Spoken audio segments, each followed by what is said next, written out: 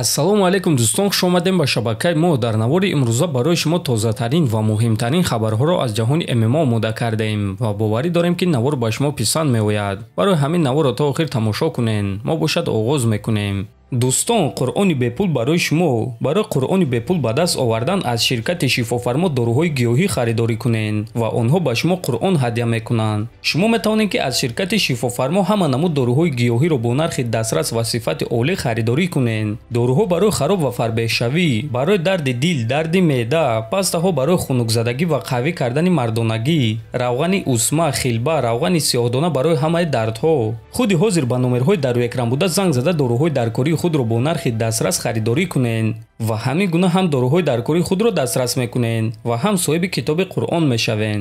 тобови ҷангвари вазни сабуки UFC Арман Царукян оиди муҳорибаи дар пеш истодааш зидди Бенил Дарюш фикрашро баён кард.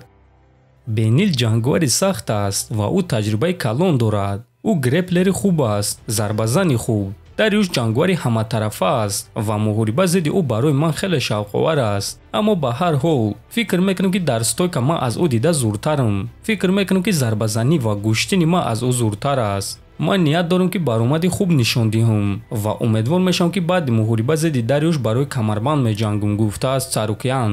хотиррасон мекунем ки муҳориба байни Арман Царукян ва Бенил Дарюш аллакай саҳари 3 декабр дар турнири UFC Fight Night баргузор мегардад ва муҳорибаи асосии турнир шуда муҳорибаи 5 раунда хоҳад шуд. айни замон рекорди Дарюш 22.5 аст, рекорди Царукян бошад 23. ба фикри шахсии шумо дӯстон, дар ин муҳориба кадоме аз онҳо ғолиб шуда метавонад? метавонем фикротона нависен. мо бошад мегузарем ба дигар хабар.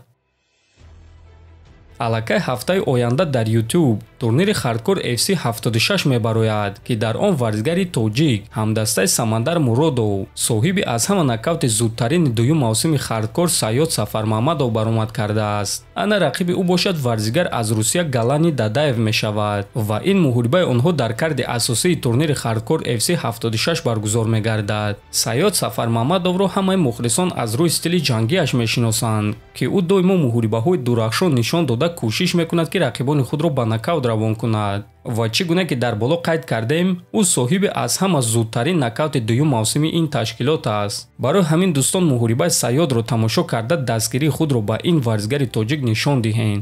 вперед, бародаро, бикафонед комментарара, иншалло ин муштои падарвор қадямаша чапа мекунад. Аллаҳу акбар. чемпиони пешинаи муваққатии вазни сабуки UFC Дастин Порье боварӣ дорад ки Чарлз Оливера Ислам Махачевро шикаст дода метавонад. агар ки Оливера бо формаи хуб ба муҳориба барояд, агар ки ӯ ҳамон Оливера бошад ки бо ман бо Майкл Чендлер ҷангид, пас фикр мекунам ки ӯ дар ин муҳориба ғолиб шуда метавонад. ба назари ман дафъаи гузашта Чарлз ҷангидан намехост. ӯ чунон ба назар мерасид гӯё ки дар октагон будан намехост, гӯё ки ӯ худаш ба худаш боварӣ надошт. ин фикри шахсии ман аст, аммо ман дар таҷрибаи шахсии худ медонам Чарлз Оливера малакаҳое дорад ки ҷангварони беҳтарини ҷаҳонро шикаст дода метавонад ва ӯ ин чизро аллакай чанд маротиба исбот карда буд. агар ки Чарлз Оливера бо нақшаи дуруст барояд, пас ман фикр мекунам ки ӯ Махачевро шикаст дода метавонад, гуфтааст Порье. ҷангвари бебохти вазни миёнаи UFC Ҳамзат Чимаев оиди дигар ҷангвари бебохти вазни миёнаи UFC Шара Булет фикрашро баён кард. вақте ки ма ба Тайланд рафтум, бачаҳо ба ман Шара Булетро нишон дода гуфтанд ки ӯ гуфтааст ки ба сари Ҳамзат Чимаев мерам. ба сари ман омадан дур набуд. ма дар Тайланд будум, ӯ низ дар Тайланд буд. мо бо дӯстони ӯ спарринг гузарондем ва ӯ метавонист ки ба он ҷо омада сатҳи худро санҷад ва интизор нашавад ки кай UFC ба ӯ муҳориба зидди ман медиҳад. бо чунин шахсҳо бо бародарони мусалмон ҳамаи корро дар спарринг ҳал кардан мехоҳам. агар ки онҳо фикр кунанд ки аз ман дида зуртаранд, пас ба спаррингҳо ба назди ман биёен ва 5 раунд 5 дақиқагӣ кор мекунем, гуфтааст Чимаев. хотиррасон мекунем ки Шарабуддин Магомедов рӯзи 21 октябр дар турнири UFC 294 аввалин муҳорибаи худро дар ин ташкилот гузаронид ва дар муҳорибаи хеле дурахшон бо қарори доваро ғалаба ба даст овард. дӯстон, дар ҳамин ҷо навори мо ба анҷом мерасад. фикру ақидаҳотонро нависен, ҳатман дар канали мо обуна шавен то бозид хонободу сарбаланд бошен.